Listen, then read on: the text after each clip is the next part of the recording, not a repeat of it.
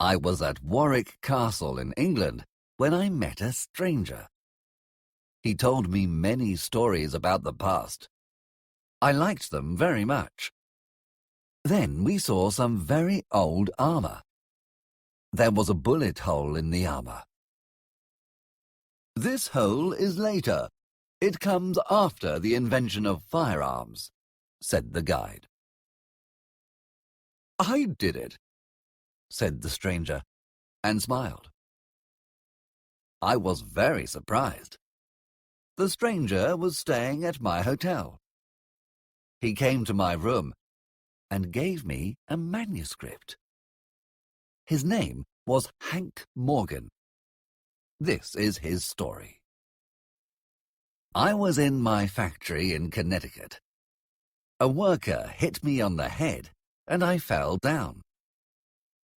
I woke up under a tree and saw a strange man in armor on a horse. He said I was his prisoner.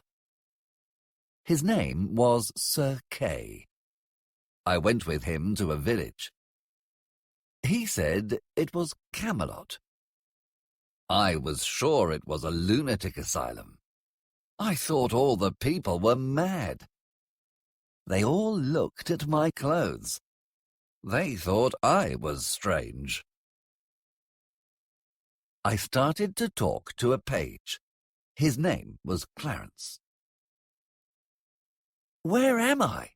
I asked. "King Arthur's court, in the year 513, he answered. "You are a prisoner. They are going to kill you. But I will come and visit you in prison." Then some people took me to the king at his round table. There were lots of knights sitting round the table eating. Lots of people served them food.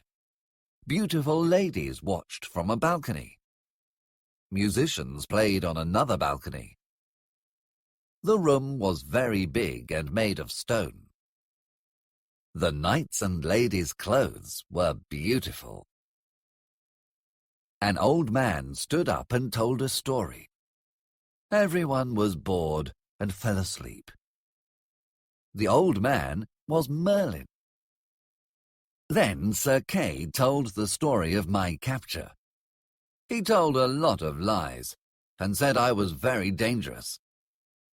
He presented me to Queen Guinevere. He said my clothes were magic. They took away my clothes and then put me in prison. I fell asleep. When I woke up, I thought it was all a dream. Then I realized it was true. I was a prisoner at King Arthur's court. Clarence came to visit me. "Help me to escape," I said to him. "I can't," he answered.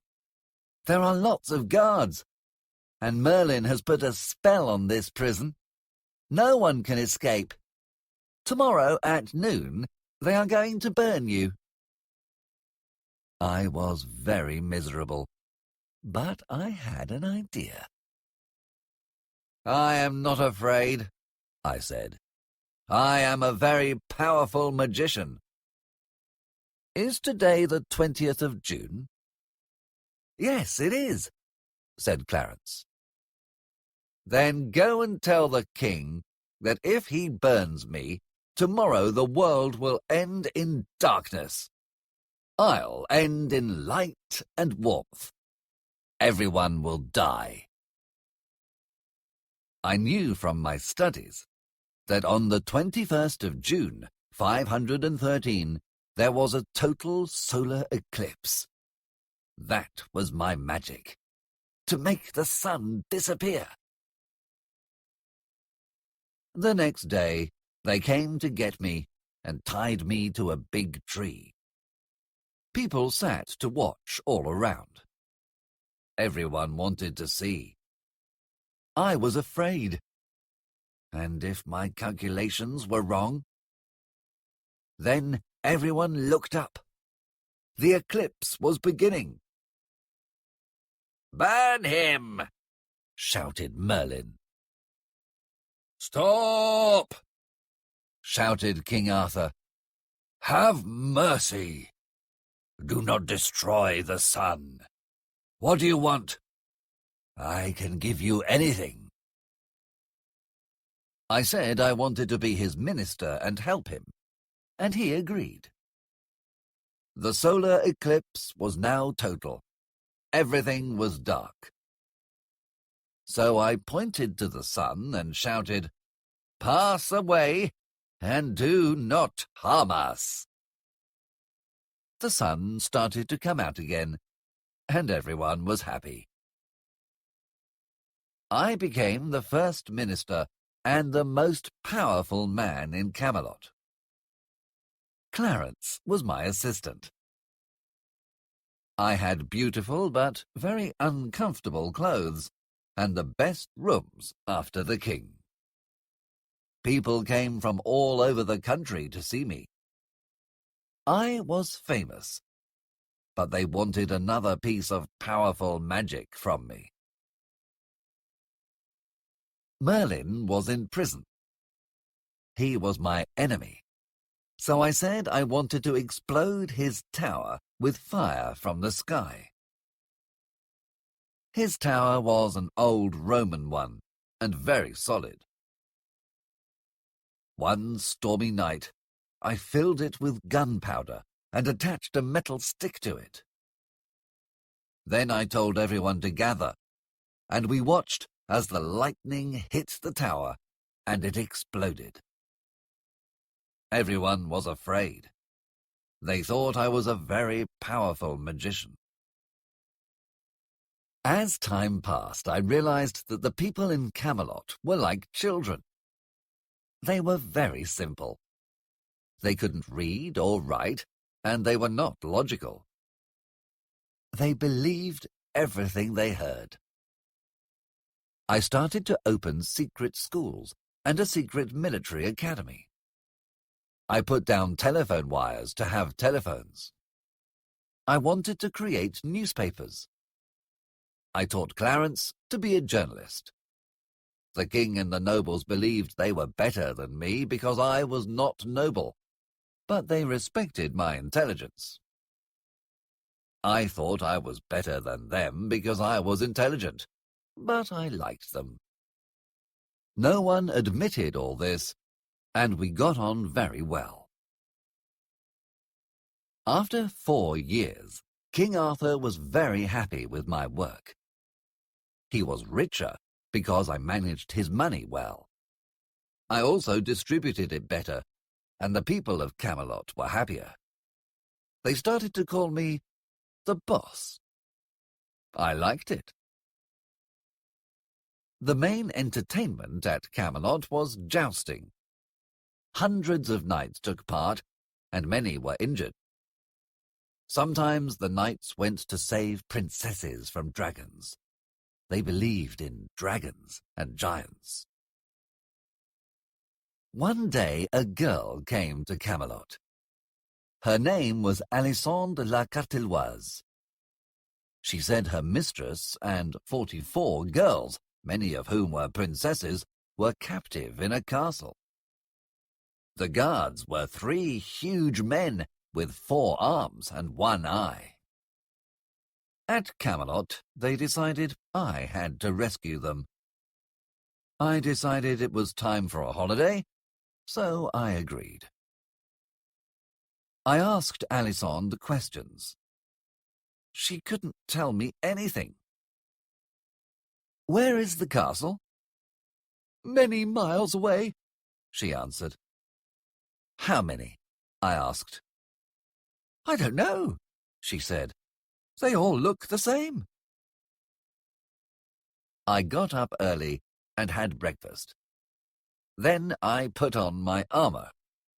It took a very long time. There were many pieces, and I couldn't move or do anything. They had to carry me out and lift me onto the horse. I felt like a ship going to sea. Then Alisande climbed onto the horse behind me.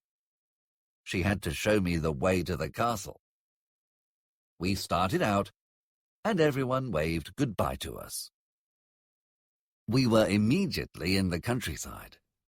It was lovely and pleasant, very green. There were a lot of trees, fields, and rivers. Then it started to get hot. Sweat ran into my eyes. My armor got heavier and heavier. Finally, Alisande took off my helmet, filled it with water, and poured it into my armor. I felt better. Alisande never stopped talking. I told her to take a rest and not use up all the air.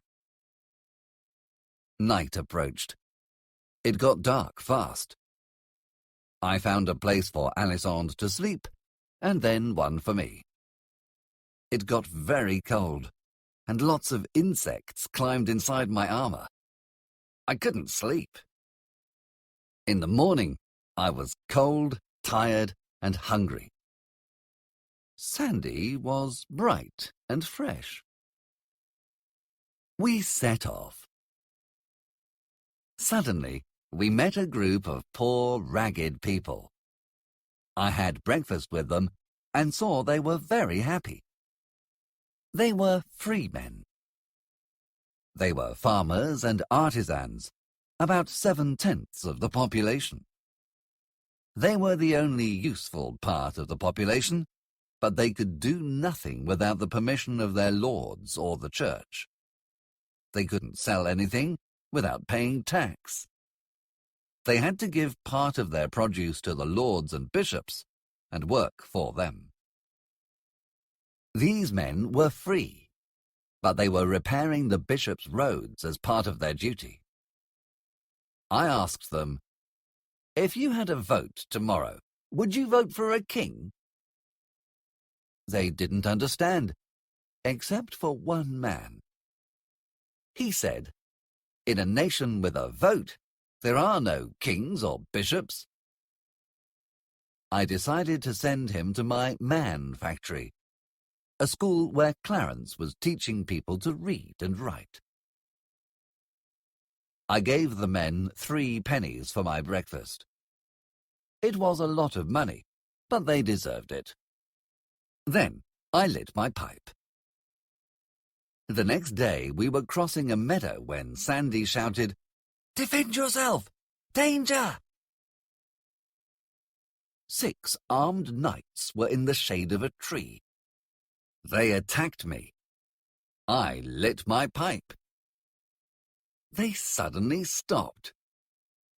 Sandy said they thought I was a dragon. Then she told them to go to King Arthur's court and surrender, becoming my knights. Sandy told me the story of the knights. It was very long. While she was speaking, I remembered the girl I loved in Connecticut, and I was sad. But then we saw a big castle. Outside the castle, I met one of my knights. He was my soap missionary. He went about selling soap because I wanted a cleaner country. He didn't manage to sell soap in that castle because someone died while they were using it. He told me the owner was Morgan Le Fay, King Arthur's sister. Her husband was King Uriens. Their kingdom was so small you could stand in the middle of it and throw a brick into the next kingdom. Morgan Le Fay had a terrible reputation, but at first she seemed very kind.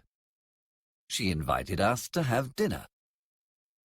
Then a page touched her, and she stabbed him. She was very bad. Sandy told her I was the boss, and she was very frightened of me. I heard a terrible sound and asked to see where it came from. As I entered the cell, I saw something I would never forget. A young giant of a man was stretched on a rack. A poor young woman with a baby was in a corner. The man had killed a deer, a terrible crime. I told Morgan to free him and leave me with the family. The wife wanted the man to confess. Then Morgan would execute him quickly and stop his suffering. The man refused, because the confession would give Morgan the right to take away all property from his wife and leave her with nothing. I thought, this is a real man, a heart of gold. I asked to see her prisoners. It was terrible. Some were there so long they had gone mad. A young bride and her husband, separated by their lord on their wedding night, now didn't recognize each other. Morgan Le Fay didn't even know who some of them were. An old man in his cell could see his home. He had a wife and 5 children. Over the years, he had seen 5 funerals, but he didn't know which member of his family was still alive. I set all Morgan's prisoners free, except for one noble. I didn't care about him. The next morning I was very happy to leave the castle. Sandy kept telling me stories. I met with my toothbrush missionary. He was very angry with my stove polish missionary.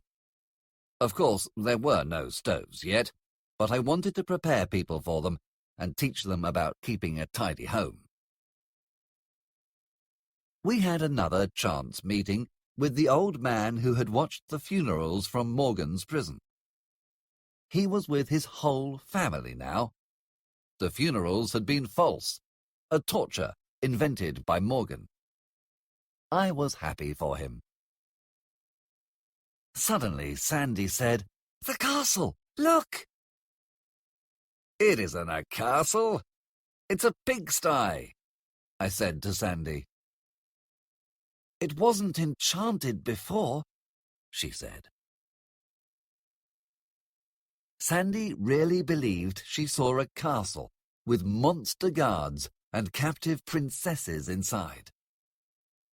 So I paid the men who guarded the pigs to go away and rescued the ladies. Sandy embraced the pigs, believing they were princesses. The next day, we met some pilgrims on the road. They were going to the Valley of Holiness, a place with a miraculous stream of water. Suddenly we saw a terrible sight. A group of slaves. Their clothes were dirty and torn. Their faces were grey. They were injured from the chains. A girl fell, and the guards hit her. Then her new owner arrived to take her baby and her away. She cried, and a man tried to embrace her. It was her husband. They were separated. They would never see each other again. I still feel terrible when I think about that scene today. I will never forget it. We arrived at a pub where I met a knight I knew. He was my stovepipe hat missionary. He wore armor with a hat instead of a helmet. He said there was a terrible problem in the Valley of Holiness. The water had stopped. Merlin was there now. He was trying to make the water come back with magic. I sent a message to Clarence. "Send me pipes, extensions, and 2 trained assistants." We travelled quickly with the pilgrims and arrived in the Valley of Holiness before sunset. All the people there were sad. I met the abbot. "Hurry, my son," he said. "Save our valley, or we will lose 200 years of work. But do not use the devil's magic." "I only use God's work," I said. "But what about Merlin?" "He promised to, but please try immediately," answered the abbot. "I can't," I said. "It is not fair. I must wait until Merlin stops." I asked to see the well. I made an inspection and realized that the well probably had a leak. I went down the well and saw there was a big hole at the bottom. That was the problem, but I had to wait for Merlin to stop. The next day, I decided to visit some hermits. They were all very dirty and very strange. One had chains. One was naked and black with dirt. One stood on a pillar and moved up and down. Eventually, I attached a sewing machine to him and made shirts. It made a lot of money. Soon, Merlin decided to give in. So, with my assistance, I repaired the well and put in a pump. Then we made a tunnel for the water to flow outside, too. I put down some fireworks. I called everyone and started the miracle. I said very big, strange, invented words. Everyone thought they were magic. Then I lit the fireworks, and the water started to flow. It was a huge miracle. Soon after, I asked if the monks wanted a bath. They were horrified. Baths were forbidden, because people having baths stopped the water in the past. But I told them it was a different problem that stopped the water, not the bath. They were very happy and loved the swimming pool I built for them to wash in. One day I was walking in the valley when I heard a voice in a cave. It was one of my telephone operators. I asked to speak to Camelot and learnt that the king and the court were coming to visit the valley. When I returned to the monastery, I had a horrible surprise. A new, giant magician. He said he knew what everyone was doing. The Emperor of the East, the Supreme Lord of India, and others. Everyone believed him and was very surprised. I asked, "What is my right hand doing?" He didn't know. He was very worried. No one had ever asked that sort of simple question before. Then I asked, "What is the king doing?" He answered, "He is sleeping in the palace." Everyone was amazed, but I answered, "He isn't. He is traveling by horse. He will be here in 3 days." No one believed me, but I checked every day with my telephone operators, and when the king was arriving, I announced this to the abbot. People immediately stopped believing the false magician and believed me again. It is not difficult to be a successful magician in King Arthur's time, but it is hard work, and you can't rest. When the king arrived, he told me about his new army.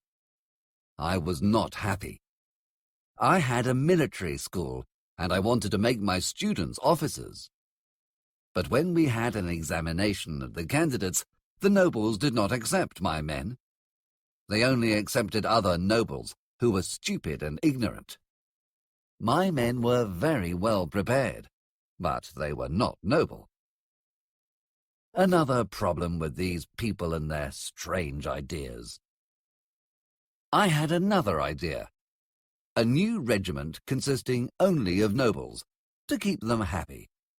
And then the rest of the army made up of my soldiers, the real army. Everyone was happy. I decided to go on a trip through the kingdom to see the general conditions. The king wanted to come too, and told me to wait. He had to do his ceremony. He touched the sick and cured them. Often it worked. People were convinced his touch was magic, and their belief made them better. The king did his best. He was a good man. The ceremony was very long, and I was bored. He touched every sick person and gave them a coin. I decided to stop the gold coins and make copper ones. This saved the kingdom a lot of money. During the touching ceremony, I saw another of my innovations, a newspaper. I was very happy with the result. It wasn't perfect, and I wanted to improve it, but it was good enough, and everyone was amazed by it. I was as proud of it as a mother of her new baby. I suggested the king tell Queen Guinevere of our departure, but he was sad. "When Sir Lancelot is here, the queen doesn't notice if I arrive or depart," he said. I was sorry for him. I thought the queen was beautiful, but not very intelligent. Later that evening, I helped the king to dress himself as a peasant, ready for our journey into his kingdom. I cut his hair short. Nobles had long hair cut short at the front, and peasants had short hair, and the slaves had long hair. I cut his hair like a peasant, and gave him a long, simple tunic. We left early in the morning. On the road, some noble people passed. I had to tell the king to bow to them. He didn't know how to behave. He wasn't good at bowing, and one of the nobles tried to hit him. I stepped in, and he whipped me instead. Next, we met two knights. The king did not move off the road. He didn't understand that peasants had no rights. He believed the knights would ride round him. They didn't. They insulted the king, who answered. This made them furious. To save the situation, I insulted them more. They turned and started to attack us, so I threw some dynamite at them, and they exploded. The king thought it was magic. I told him I could not repeat it another time. He said, "You must read my thoughts and stop me before I make mistakes." "I can't," I answered. He was amazed. "But Merlin can," he said. I realized I had made a mistake. I said, "Merlin can see a few minutes into the future. I can see centuries into the future. I don't bother with small prophecy like Merlin." He was convinced. On the morning of the fourth day, when the sun was coming up, I decided to drill the king. "Sir," I said, "you are too like a soldier, a lord. This is not good. You must try to look poor and miserable." The king tried to walk like a poor peasant, but he was not convincing. He had too much spirit. I said to him, "What will you say when we ask for hospitality in a house?" "Valet, give me what you have," answered the king. "No, you cannot say varlet. You are not a lord," I answered. "You must say brother." The king tried his best. "Give me the sack," he said. "I must try to stoop under weights that are not honourable." He tried, but it was very difficult for him to stoop. I thought about work. I thought about the people who believe that a day of intellectual work is hard. They don't understand that work is physical. It is silly to pay higher wages to intellectuals than to people who work with their bodies. We saw a very small, poor house in the distance. We arrived in the middle of the afternoon. There was no sign of life. Everything looked ruined, and there was no living thing. We pushed the door open and saw some forms in the dark. One sat up. "Have mercy!" cried a woman. "They have taken everything.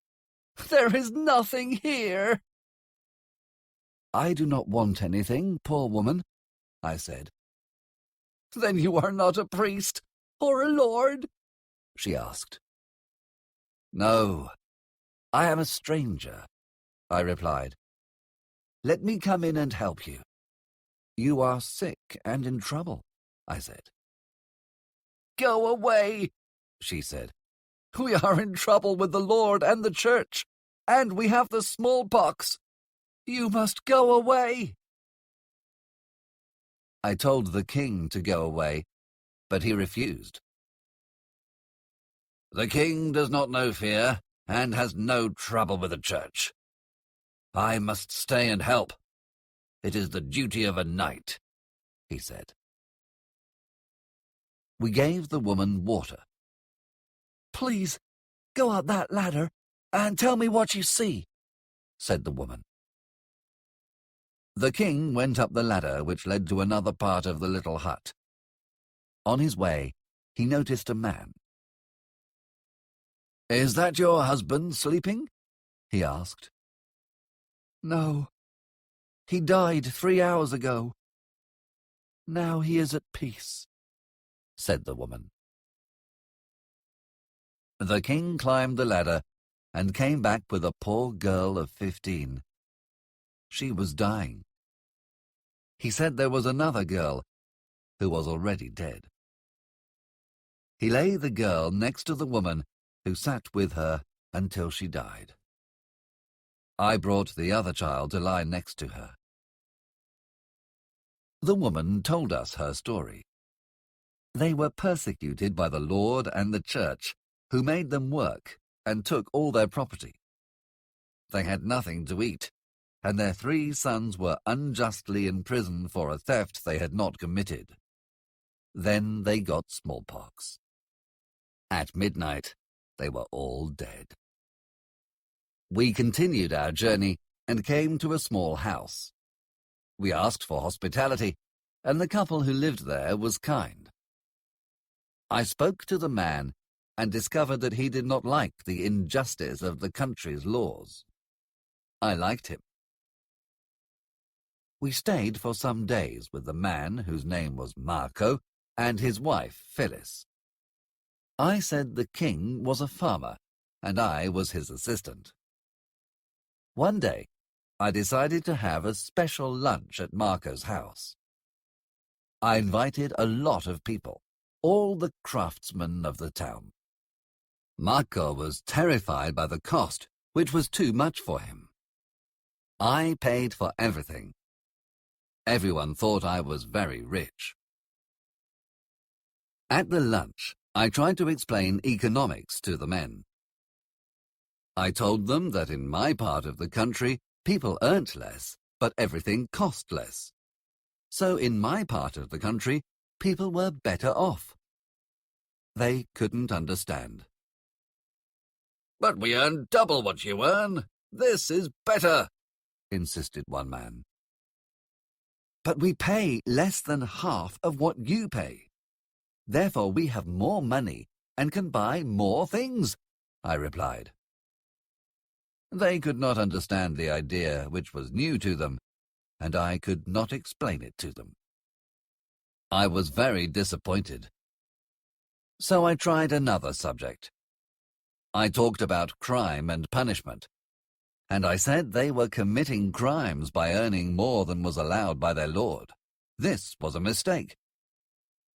I thought we could laugh about it, but they were terrified. They didn't know me, and they were worried that I wanted to report them. The king started talking about farming, but he knew nothing about it. The men started to say that he was mad. "One wants to betray us, and the other is mad," they shouted.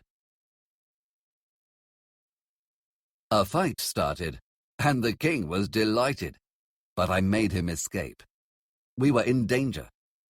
We ran to the woods and hid in a tree, but the people found us and wanted to kill us. Luckily, a noble arrived and saved us. He took us with him to a nearby town where he had business. Then we had another terrible surprise. He took us to the market and sold us as slaves. He sold the king for $7 and me for 9. I was offended. I was worth at least 15 and the king 12. We were chained to the slaves by the master, who was hard and cruel. We got lost in the snow, and 5 people died. Then a woman arrived screaming and tried to find protection with us. The people in her village said she was a witch and wanted to burn her. Our slave master helped them. We could not help her. Our master was angry about the dead slaves and revenged himself on this poor woman. Then we saw a procession. A young girl of 18 was sitting on a coffin in a cart. She had a baby. With her was a priest who told her story. She was a young wife and mother. Then the army took her husband away to be a soldier. She had no work and was starving with her baby. So she stole a small piece of linen. The judge decided to hang her. The owner of the linen felt so bad he committed suicide. She cried and held her baby, but the priest, who was very kind to her, made a speech against the laws and the sentence, and promised to look after the baby. There was gratitude in her face when she died. I had a plan to escape. I had to wait for many weeks, but in London my chance finally came. Immediately things went wrong. I couldn't get the king's chains off. The slave master interrupted me. When he went outside, I followed him and attacked him in the dark. But the police arrested me and put me in jail. I said that I was a noble's servant. They were afraid of the nobles and let me go. Then I discovered that the other slaves had killed the slave master. They were all in prison, condemned to death. I found a telegraph station and sent a message to Clarence. "Send knights to save the king and I. They want to hang us. Tomorrow." Everyone in London was looking for me. They took the slaves about London to recognize me. Unfortunately, one of them saw me. They took me to the other slaves and decided to hang us that day. The knights would never arrive in time. It was too late. They took us to the execution place. The king tried to say who he was, but everyone laughed at him. They started to hang the slaves. Then they started to put the rope round the king's neck. It was dreadful. I couldn't move. Suddenly, a grand sight. 500 knights in armour, on bicycles. Sir Lancelot and the knights saved the king. Clarence was very happy. "What a surprise, eh?" he said. "The boys practiced for a long time." Soon I was home again in Camelot. I had to fight Sir Sagramore in a tournament. Everyone came to see it. The knights all supported Sir Sagramore. Merlin did some magic to protect him. I only had Clarence to support me. We started the fight. Sir Sagramore was in full armour, but I was wearing light clothes. Everyone thought I was ridiculous, but I could move fast and avoid him. He couldn't catch me. He got very angry and wanted to kill me. I used my lasso. They didn't know about cowboys and were amazed. I pulled Sir Sagramore off his horse and won the fight. But Merlin stole my lasso, and Sir Sagramore wanted to fight again. I shot him with a gun. Everyone was shocked. They thought it was magic. The knights were angry. 500 of them attacked me all at once. I shot some, and the others escaped. Everyone was afraid of me. For 3 years, I improved the country. It was happy, civilized, with more money. Slavery was illegal. I wanted a republic, but decided to wait until King Arthur died. Then, one day, my child got sick. I was married to Sandy. I had married her because it was polite, but then I realized I loved her. I was totally happy with her. We had a daughter. Now she was sick. Sir Lancelot, a very kind man, helped Sandy and I to look after her. Then we decided to take her to the sea for her health and sailed to France. When there was no news, I sailed back. Everything was a disaster. Clarence explained that the king was dead, Guinevere was a nun, the knights were fighting, and the church wanted to dominate the land. We had to fight. It was time for the revolution. We declared a republic, and the knights came to fight us. We hid in a cave and put dynamite everywhere. There were only 54 of us, and 25,000 of them. But when they attacked, we electrocuted them, and then made them explode. We won. Postscript by Clarence. I must finish the story. The boss made a mistake. He wanted to offer help to some injured knights, but one of them recognized him and stabbed him. Then we realized that our cook was Merlin in disguise. Merlin did some terrible magic, and now the boss is sleeping. He will never wake again. Final postscript by Mark Twain. At dawn I stopped reading. I went to the stranger's room and knocked on the door. There was no answer. He was delirious. He spoke. "Sandy, is that you? At last, now I can go back to you and our daughter. It was terrible without you. I am in the wrong century. A trumpet. It is the king." He never finished his sentence.